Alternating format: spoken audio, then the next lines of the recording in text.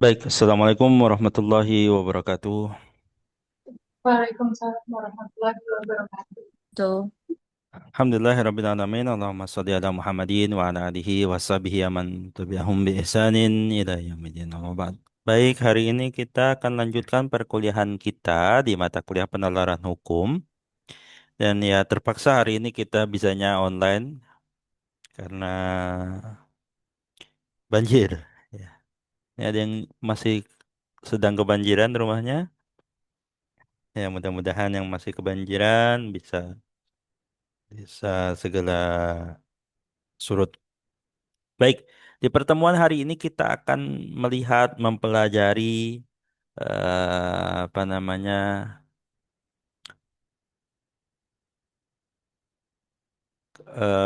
menyiapkan. Nanti kita akan buat seperti ini, kira-kira begitu. Masing-masing saudara. Jadi tugasnya individu nanti sebagai UAS membuat yang seperti ini. Teknisnya itu akan saya jelaskan pekan depan. Teknisnya. Nah, jadi hari ini kita akan lihat-lihat contohnya yang kemarin sebenarnya sudah saya bagi kepada saudara dan saudara bertugas kemarin di kelompoknya masing-masing mempelajari dan ada yang sebagian yang menjelaskan dan sebagian lagi me- mencoba memahami penjelasan dari teman-teman saudara. Kira-kira begitu. Baik, di depan saudara ini adalah salah satunya ya. Nah, misalnya ini bentuknya dia adalah dari suatu law firm ya misalnya. Dia berikan kepada pihak yang memintanya. Ini dalam artian ini sebenarnya produk pelatihan saja. Jadi diberikan kepada yang terhormat para pihak. Nah, itu para pihaknya siapa yang diberikan kepada itu. Lalu diberikan di sini ada tanggalnya. Jadi biar jelas nih dokumen ini diberikan kapan. Kenapa? Orang hukum itu penting loh tanggal-tanggal gini.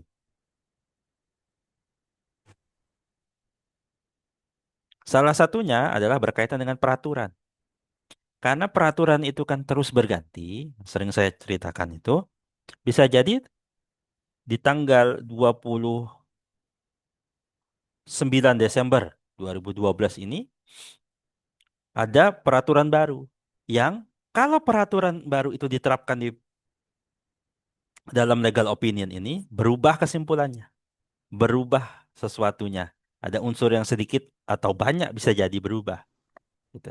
Misal kita sedang menilai satu perkara nih hal ini di tanggal 27 Mei 2025. Perkaranya perkara pidana. Maka yang jadi pertimbangan adalah pasal-pasal dalam KUHP lama. Tapi ketika nanti sudah lewat tanggal 1 Januari, sudah masuk 1 Januari 2026, yang berlaku KUHP yang baru. Maka penting tanggal ini. Jadi orang hukum itu penting memperhatikan detil-detil termasuk kayak gini, tanggal. Kapan ini dibuat? Kalau ada dokumen, kapan dokumen itu dibuat? Ada misalnya surat tanah. Kita lihat tanggalnya kapan, tahunnya kapan. Kenapa? Itu nanti berkaitan juga dengan siapa yang tanda tangan di situ. Betulkah pada tahun itu, di kisar tanggal itu, pejabatnya ada sesuai? Bisa jadi pejabatnya ternyata dia tanggal tersebut itu belum menjadi lurah misalnya di situ. Oh dia belum camat di situ. Atau dia camatnya sudah ganti Pak. Kok tanggal ini kan sebenarnya camatnya sudah bukan Pak ini lagi ya gitu. Jadi tanggal itu kapan waktunya itu, dokumen-dokumen hukum itu wajib saudara pastikan kapannya, saudara pastikan itu berkaitan-kaitan dengan yang tadi saya sebutkan. Bisa jadi peraturan perundang-undangannya, bisa jadi pejabat yang berwenangnya, bisa jadi misalnya nanti hal-hal lain yang mungkin saja timbul atas berkaitan dengan tanggal tersebut. Di sini apa perihalnya dijelaskan. Pendapat hukum mengenai kasus apa? Nota kesepahaman, Memorandum of Understanding, yang diputus secara sepihak oleh PT mana dengan PT mana itu. Jadi ada kesepakatan antara PT Pengembangan Pariwisata dengan PT Jakyor Bahasa PT Jaya Makmur bersama, lalu diputus sepihak. Oke. Mahasiswa sekalian, penting ketika saudara membuat satu surat, membuat satu dokumen, itu meruntutnya dengan baik. Misalnya ini ya, jelas siap kepada siapa, kapan dibuatnya, lalu dimulai. Misalnya sehubungan permohonan saudara mengenai pendapat hukum terhadap kedudukan nota kesepahaman yang ditandatangani kemudian dilakukan pemutusan secara sepihak tertanggal 12 Desember 2022 mulai bla bla bla hingga terjadinya bla bla bla bla berdasarkan apa? Ini dia meresum kenapa surat ini muncul. Itu dengan adanya permohonan saudara untuk apa? Untuk mengetahui pendapat-pendapat hukum atas kedudukan apa tadi nota kesepahaman. Lalu, nah ini hal yang tidak boleh saudara remehkan. Apa itu? Mendaftar. Apa saja dokumen-dokumen yang eh, menjadi dasar pertimbangan. Kenapa? Karena bisa jadi nanti pertimbangannya berubah karena ada dokumen lain. Atau misalnya kliennya protes, Pak, dokumen apa legal opinion Bapak, pendapat hukum Bapak mengatakan A. Ternyata yang terjadi B, Pak. Sebentar, kita cek dulu. Jangan-jangan ada dokumen yang tidak Bapak serahkan kepada kami selaku pembuat legal opinion. Sehingga kesimpulannya jadi salah juga. Kalau kita lihat misalnya, apa namanya, dalam hukum acara, itu nanti saudara temukan ada namanya peninjauan kembali, PK. Apa sih yang menjadi dasar PK itu? Salah satunya adalah adanya novum, ada bukti baru. Yang kalau bukti itu dulu ada, putusannya bisa jadi berbeda. Putusannya dia dianggap bersalah. Tapi kalau novum itu dulunya sebenarnya harusnya ketahuan, bisa jadi orang itu diputus tidak bersalah misalnya. Jadi penting untuk setelah tadi kita melihat kapan ini dibuat, lalu dokumen ini dibuat berdasarkan ini. Apa saja salinan dokumen. Tuh. Dengan dasar ini. Oh,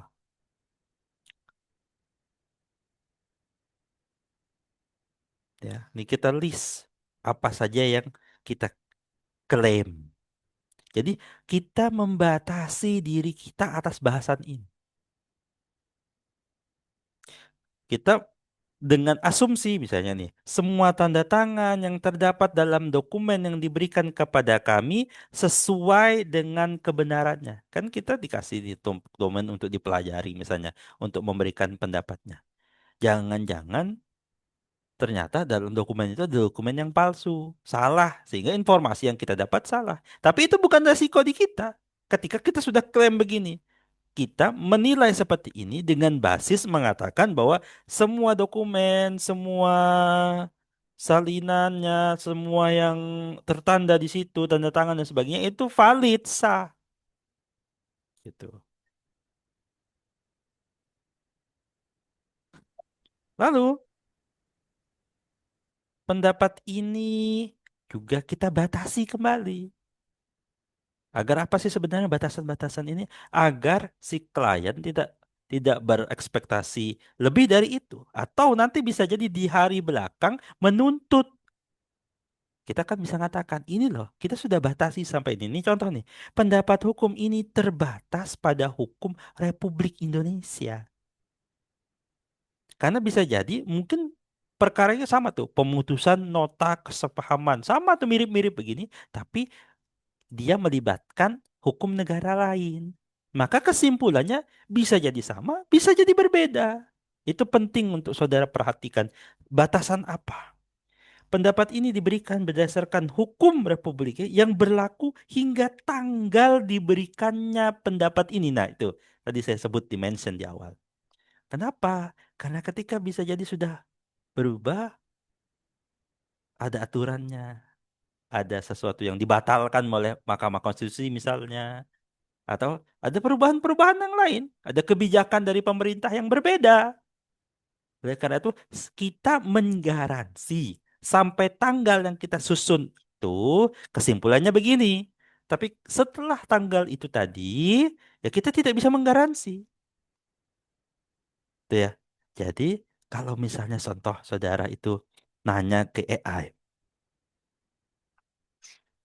nanya apa, lihat video penjelasan di mana sajalah, bisa di sosial media atau macam-macam itu, saudara ketika mengambil pendapat itu, mengambil penjelasan itu, tidak bisa menangkap itu 100% kalau itu misalnya waktunya sudah berlalu. Kita perlu cross check lagi. Contoh ya, saya tadi iseng saja mencari data tertentu lah di apa namanya AI.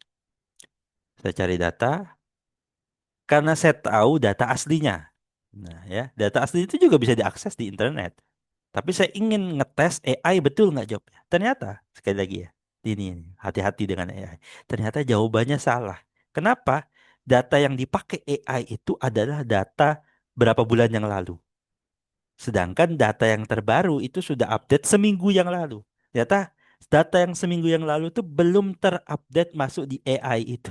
Nah nih, sekali lagi saya ingatkan kepada saudara kalau menggunakan AI. Mengumpulkan data, mengumpul jawaban. Ternyata AI itu lebih lambat dibanding Google. Google lebih cepat.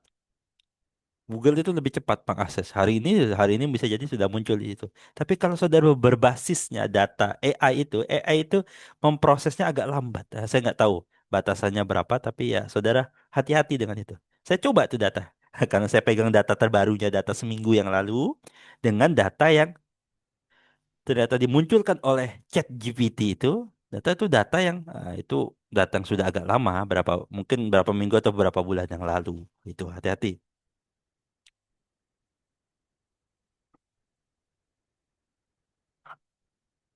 Ya, setelah mempelajari ini, nah kita perhatikan ya, setelah mempelajari dokumen-dokumen secara tegas menyangkut bla bla bla bla itu, maka kami memberikan pendapat dari segi hukum sebagai berikut. Pertama, yang diberikan apa? Posisinya. Posisi kasusnya itu apa sih? Kenapa ini penting? Karena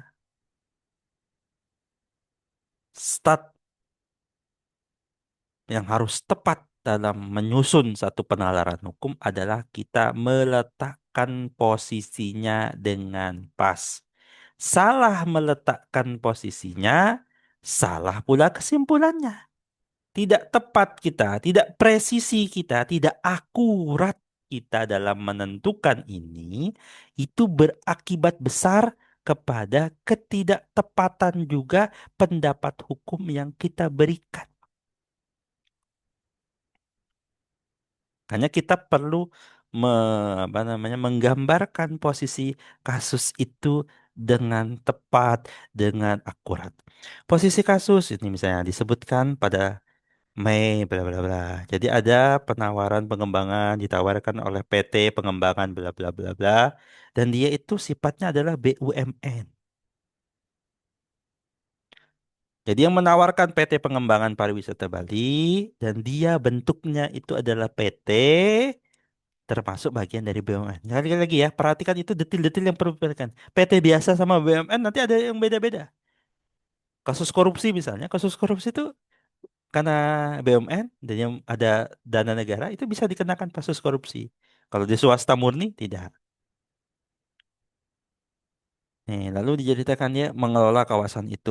Lalu yang mengikuti penawaran siapa? PT Jaya Makmur Bersama. Lalu untuknya apa ada di situ? Lalu itu ada tanggalnya. Setelah tadi mengikuti penawaran, lalu ada tanggalnya. PT itu menunjuk PT Jaya Makmur selaku apa? Itu detail ya. Jadi Biasakan orang hukum itu menceritakan itu detail. Tidak lagi diterima kata-kata, ya maksud saya begitu, Pak. Sekali lagi tidak. Ya kita harus detail. Ini contoh yang bagus ya. Dia detailkan. Diterima sebagai apa? Dijelaskan tanggal berapa? Suratnya apa? Itu kan ada surat penunjukannya nomor sekian, sekian, sekian. Kenapa? Karena ini juga nanti berkaitan dengan bukti kalau dibawa ke pengadilan. Bukti dia mengikuti penawaran apa? Bukti dia ditunjuk tuh apa? Detail begitu. Nama suratnya itu. Jangan sampai tersalah selip satu catatan. Aduh Pak tipu. Ah, itu bisa di pengadilan bisa kalah. Lalu misalnya di sini atas surat penunjukan tersebut PT ini bersepakat atau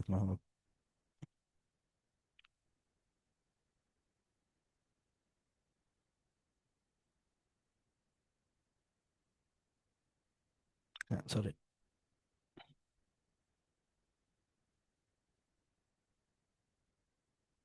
sorry.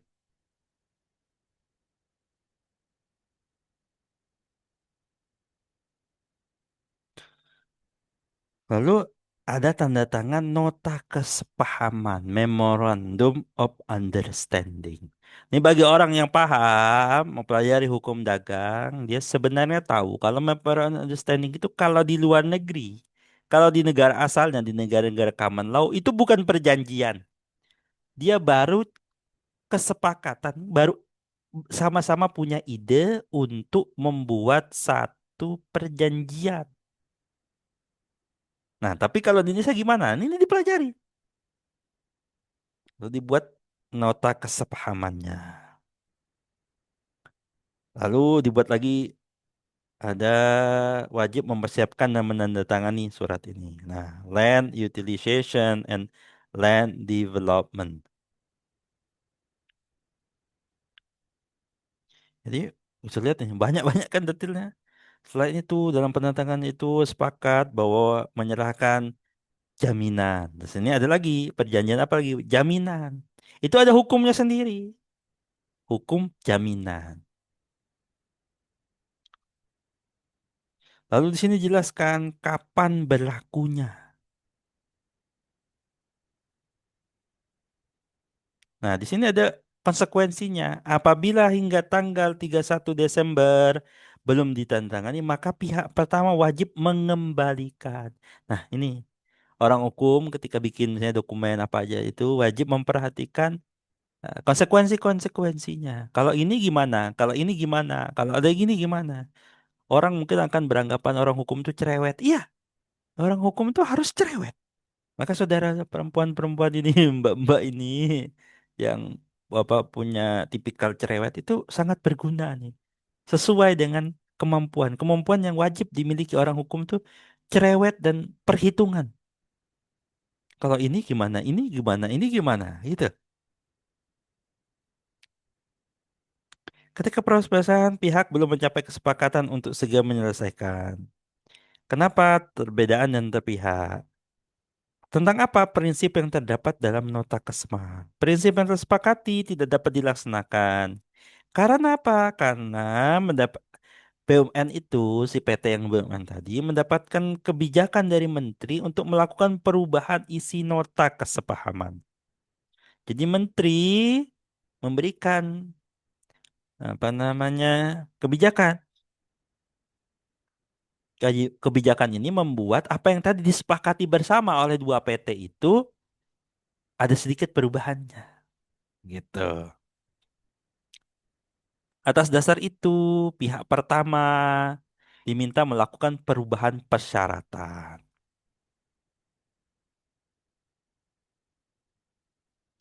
Nih, rincian-rinciannya ya, misalnya itu.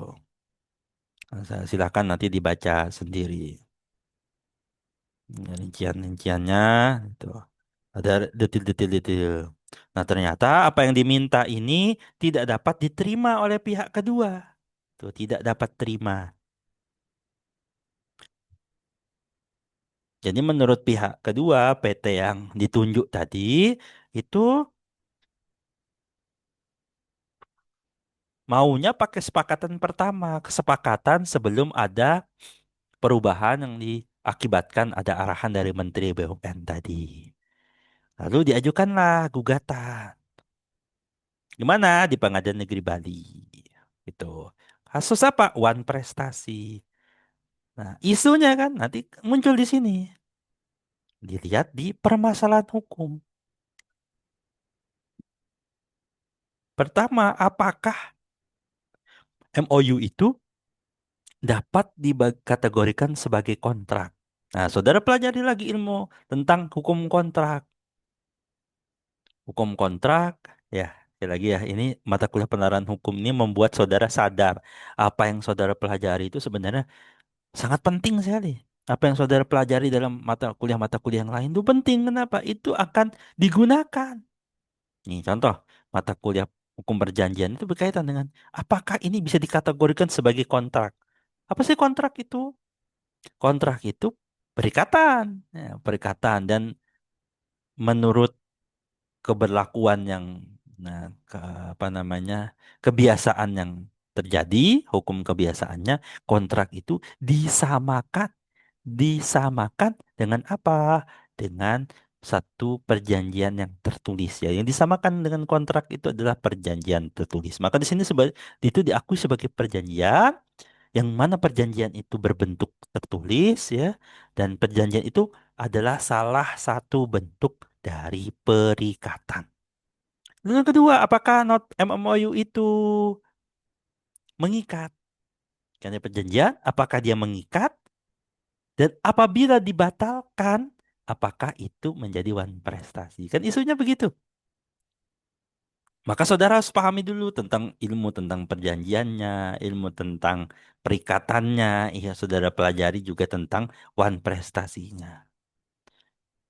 Jadi yang kita pelajari dalam hukum, saya dulu kan melewati proses itu, belajar dari S1, S2, S3, itu apa sih yang dipelajari itu? Ya, untuk ketika nanti kita ketemu kalau kasus-kasus di lapangan seperti ini. Kalau ketemu kasus gimana? Gitu. Lalu di sini dijelaskan ya, setelah tadi kan latar belakangnya, tuh, posisi kasus, case positionnya itu, lalu yang kedua permasalahannya apa? Ya, permasalahan hukumnya apa? Isu hukumnya apa? Ini yang mau kita cari itu apa sih sebenarnya? Yang nanti diinginkan.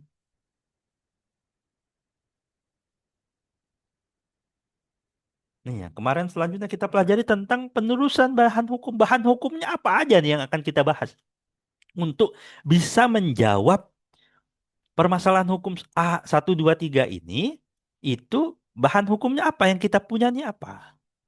Nanti di list tadi ya, surat penawarannya, lalu ada surat penunjukannya, MOU-nya, surat menterinya, surat pemutusannya, lalu bahan hukum yang sifatnya yang untuk menilai ini apa itu baik dari KUH Perdata, bla bla bla. Nanti tambahan lagi dan sebagainya, teori dan asas-asas hukumnya apa yang nanti dipergunakan. Jadi saudara mau pelajari syarat sah perjanjian itu untuk apa sih sebenarnya gunanya? Ya nanti ketika ada sesuatu kita tahu ini perjanjiannya sah nggak? Ini perjanjian bukan? Kalau perjanjian sah atau tidak? Kalau tidak sah dia dapat dibatalkan atau batal demi hukum itu kan dua hal yang berbeda. Itulah gunanya belajar teoritis itu. Lalu di tengah-tengah kuliah ini ada mata kuliah penerapan hukum. Salah satunya gunanya untuk mengingatkan saudara sebenarnya yang dipelajari itu gunanya ini loh. Bukan sekedar untuk saudara bisa jawab A, B, C, dapat nilai apa gitu. Tapi untuk agar saudara bisa solve the problem, menyelesaikan masalah. Lalu di sini ada legal analisisnya. Setelah tadi ya, setelah pada permasalahan hukum, lalu bahan hukumnya. Nah, di sini adalah analisisnya. Satu, di sini MOU dikategorikan sebagai kontrak. Tadi kan permasalahan pertama, apakah MOU itu kontrak apa tidak? Nah, di sini disebutkan bahwa nota kesepahaman MOU itu dapat dikategorikan sebagai kontrak. Gimana? Nah, dijelaskanlah dasar-dasarnya.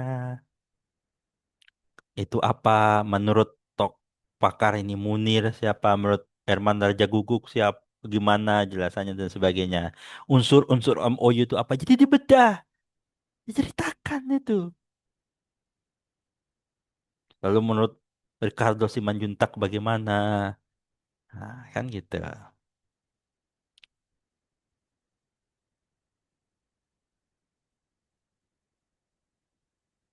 Nih, di sini kan salah satu syarat perjanjian adalah kata sepakat. Nah, di sini apa?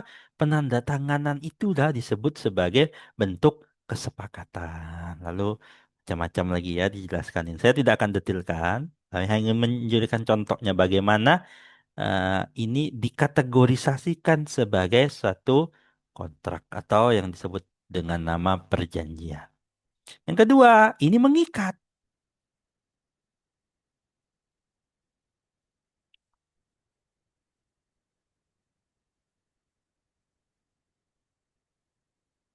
Lex, ya, ketentuan itu dibuat dalam kesamaan telah berlaku menjadi hukum bagi siapa? Bagi mereka yang tanda tangan di situ. Sebagai apa? Contracting parties. Nah, itu istilahnya. Para pihak itu disebut sebagai contracting parties. Nah, hari ini yang kasih saya contoh ini kasus perdata. Jadi ini tapi bisa diterapkan saja dalam kasus apa saja. Dikategorikan sebagai apa? Ini bentuknya apa? Nah, di sini ya, di sini persyaratan yang maksud adalah persyaratan apa aja, memenuhi persyaratan-persyaratan itu atau tidak, gitu.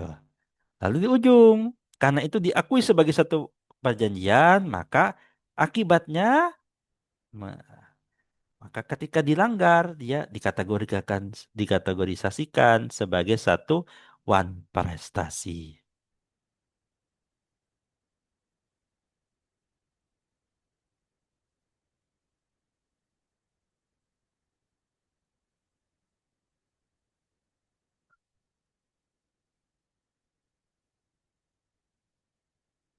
Nota persamaan yang mengikat tersebut mengatur ketentuan di mana batas waktu berakhirnya, ya, tapi para pihak secara diam-diam melanjutkan sepakatan hingga waktu menentukan. Pemutusan sepihak oleh pihak pertama melakukan pelanggaran dalam kategori wan prestasi. Pak, kok sesimpel itu sih kelihatannya? Iya, tapi saudara harus mampu menjabarkan itu, ya, menjabarkan itu dengan satu dokumen yang baik. Dan setiap yang kita klaim sesuatu itu, seperti yang saya jelaskan sebelum-sebelumnya, kita harus punya dasarnya. Ini diakui sebagai itu kenapa? Ada tadi ya teorinya ini, aturannya ini, itu dikategorikan sebagai istilah hukum apa, para pihak tadi sebut apa, kayak gitu. Kita harus mampu menguraikannya, lalu ketika kita judging sesuatu, meletakkan, oh ini itu harus ada dasar hukumnya dan ditulis di sini. Saya ingatkan kepada para mahasiswa, ini tantangannya. Kenapa mahasiswa itu bisa jadi, aduh Pak, jawabannya ujungnya ini. Iya, tapi maunya ujungnya aja. Tapi alur berpikirnya itulah yang sebenarnya dibutuhkan di mata kuliah ini. Penalaran hukumnya. Proses bernalarnya itu yang dibutuhkan di mata kuliah ini. Saudara mampu menunjukkan kalau nalar hukum saudara benar. Urutan saudara berpikir itu benar. Dasar judgment saudara itu benar. Penghakiman saudara atas sesuatu ini atau itu harus benar. Benar bukan hanya kan ujung jawabannya benar, tapi juga dengan alurnya benar.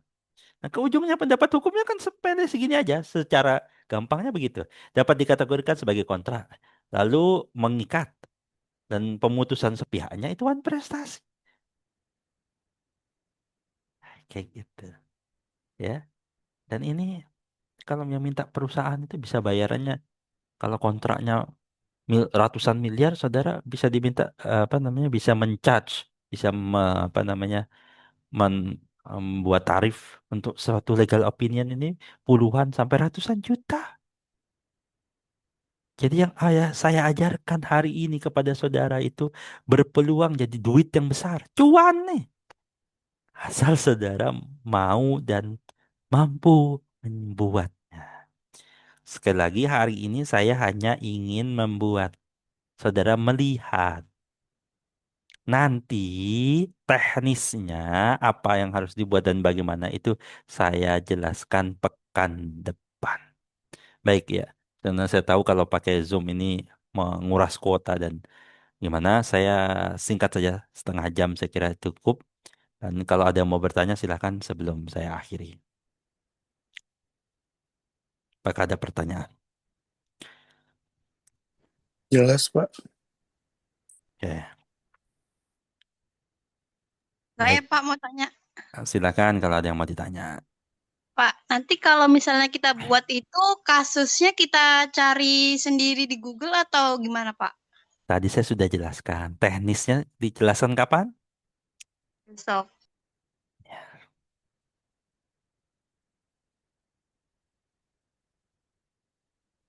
Oke, silakan. Ada yang mau tanya lagi? Tanyakan terkait legal opinionnya. Teknisnya nanti, bukan saat ini akan saya jawab. Saya ingin bertanya, Silakan. untuk membuat legal opinion ini harus pakai penelitian IRAJ, kah, Pak? Atau ada yang lain? Metode itu silakan. Macam-macam. Itu tadi itu salah satu metode yang saudara sebutkan. Itu iRack itu salah satu yang paling sering dipakai. Tapi apa harus begitu? Tidak harus. Tidak wajib benar berarti. Yang penting tadi alur nalarnya betul. Itu iRack itu kan sebenarnya apa yang ditulis tadi, isunya apa, ya, dan sebagainya, dan sampai conclusionnya sebenarnya. Nah, itu ya. Isusnya apa, rulesnya apa, analyze-nya apa, conclusionnya apa, ya itu salah satu apa namanya metodenya. Apakah Baik, harus Pak. begitu ya? Itu salah satu yang bagus. Ya, tapi Baik, tidak harus, tidak harus. Yang penting alurnya benar tadi. Ya, gitu. baik, Pak. Terima kasih. Oke.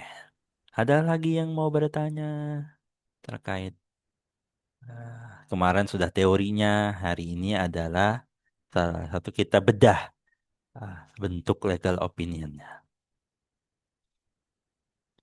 Baik, kayaknya udah nggak ada nih. Mudah-mudahan dimahami. Ya sebenarnya secara ini gampang. Nanti saudara kebingungan ketika apa? Ketika bikin.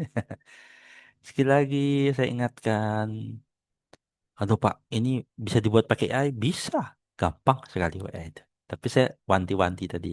Satu, AI itu potensi salahnya cukup besar.